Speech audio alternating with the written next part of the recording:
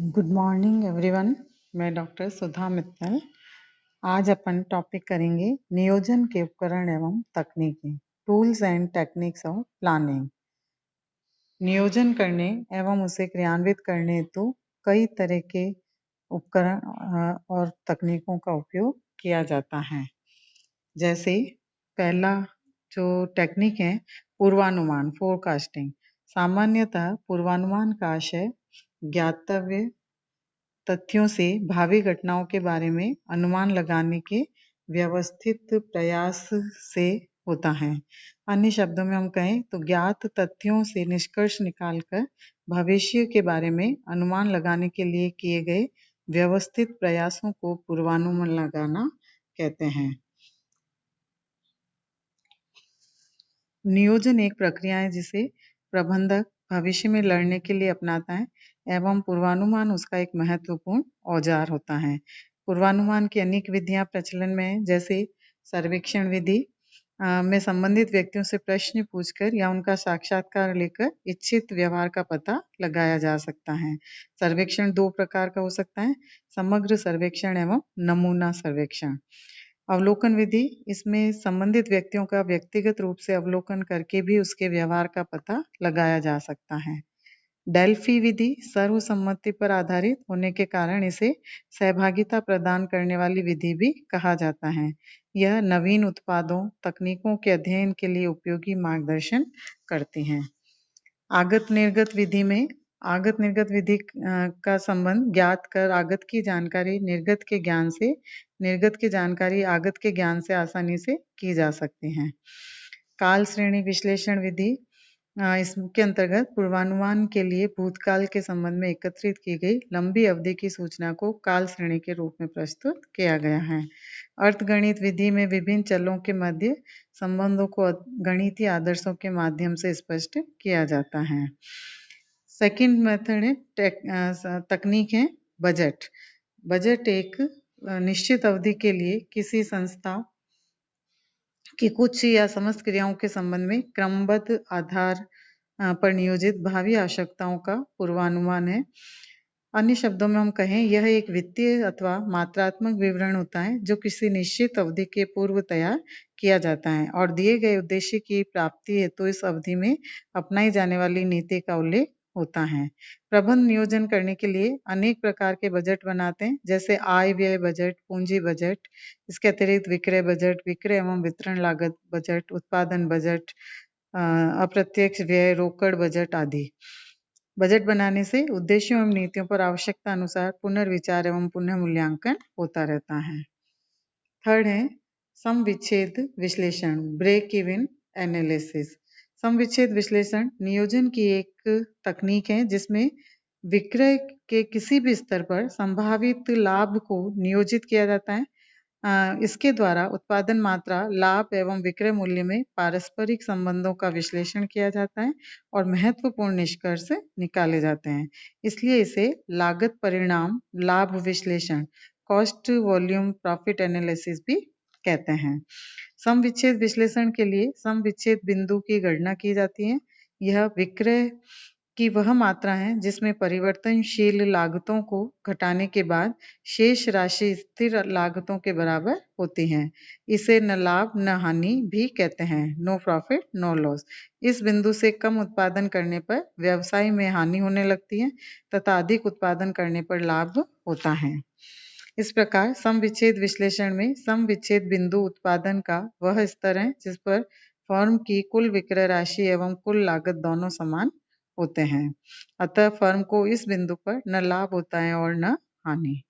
रेखीय कार्यक्रम, linear programming. रेखीय कार्यक्रम किसी वांछित लक्ष्य की प्राप्ति हेतु सीमित संसाधनों के अनुकूलतम संयोग का निर्धारण करने की तकनीक है। अन्य शब्दों में हम कहें, यह एक ऐसी गणितीय तकनीक है जो व्यावसायिक एवं व्यावसायिक संगठनों के वांछित उद्देश्यों की प्राप्ति के लिए सीमित संसाधनों का अनुकूलतम प्रयोग से अंतर्ग्रस्त समस्याओं के सर्वश्रेष्ठ हल के निर्धारण की अनुमति देते हैं। रेखीय कार्यक्रम की उपयोगिता बतलाते हुए बियरमैन, बॉलिनी एंड हॉर्समैन ने कहा है कि रेखीय कार्यक्रम का प्रयोग किसी संगठन को उसके स्वल्प संसाधनों का आवंटन करने की सहायता में किया जा सकता है।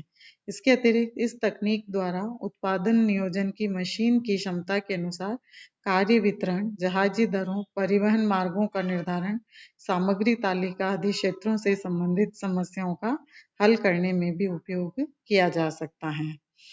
कार्यक्रम मूल्यांकन एवं पुनर्विचार तकनीक, प्रोग्राम इवेल्यूशन रिव्यू टेक्निक, यानी इसको पर्ट भी के नाम से भी जाना जाता है।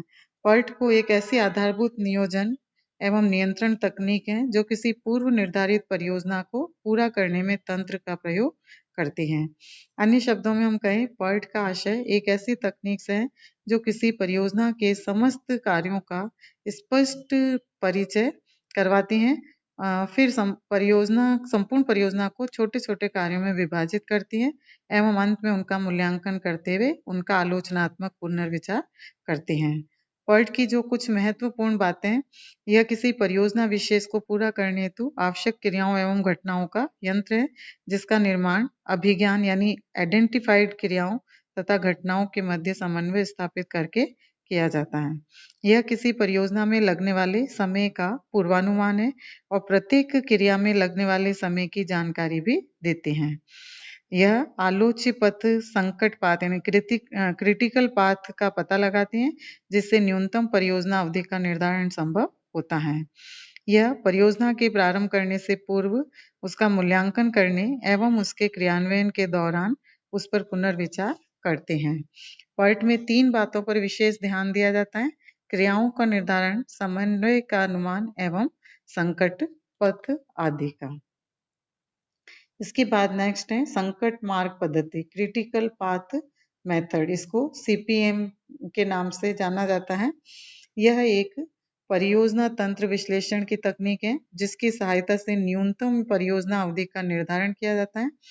यह तकनीक किसी कार्य को लगने वाले समय को न्यूनतम करने से संबंध रखती है और यह बतलाती है कि किस प्रकार अतिरिक्त संसाधनों, व्यक्तियों की सहायता से परियोजना में लगने वाले समय को कम करके कुल लागत को घटाया जा सकता है। आधुनिक युग में पर्ट एवं सीपीएम अनेक नेटवर्क तकनीकों को वृहद तथा पुनरात्मक संक्रियाओं अथवा परियोजनाओं को पूर्ण करने हेतु अपनाया जाता है। इसलिए यह कहा जा सकता है कि ये दोनों किसी परियोजना को पूरा करने हेतु उसमें लगने वाले समय तथा कुल लागत को कम करने की जानकारी देते हैं। हालांकि पर्ट एवं सीपीएम दोनों ही तंत्र चित्र विश्लेषण प्रविधि पर आधारित योजना प्रबंध की आधुनिक तकनीक रही है, किंतु इसमें कुछ अंतर हैं जिसे विस्ट एंड लैनी ने इस प्रकार बताया कि सीपीएम पर्ट की भांति अनिश्चित कार्यों से संबंध नहीं रखती है और पर्ट का प्रयोग अधिकतर अनुसंधान एवं विकास परियोजनाओं में किया जाता है, जबकि सीपीएम का प्रयोग निर्माण कार्यों में किया जाता है, जहाँ की उन जैसे कार्यों को करने के लिए पहले से कुछ अनुभव रहा होता है। फिर है प्रतीक्षा पंक्ति अथवा कतार सिद्धांत, वेटिंग लाइन थ्योरी। यह नियोजन की एक ऐसी तकनीक है जो निश्चित सेवा बिंदुओं के जरिए प्रभावित व्यक्तियों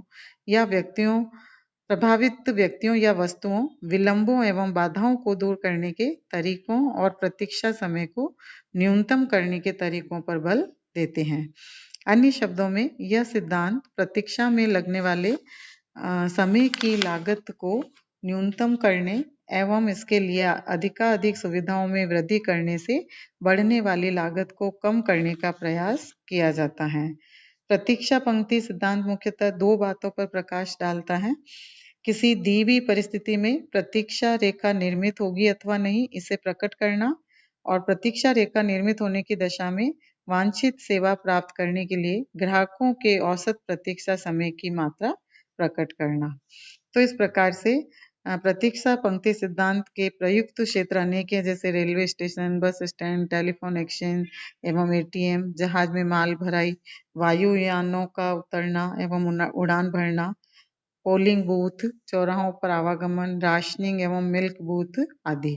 प्रतीक्षा पंक्ति सिद्धांत का उपयोग करने से समय की हानियों की सुरक्षा हो जाती है, सेवा केंद्र की कार्य क्षमता के उपयोग स्तर का ज्ञान होता है, कार्यभार का वितरण करने में आसानी रहती है और संभावित आकस्मिक जमघट एवं समस्याओं का अनुमान करके यह दूर करने की योजना बनाई जा सकती है।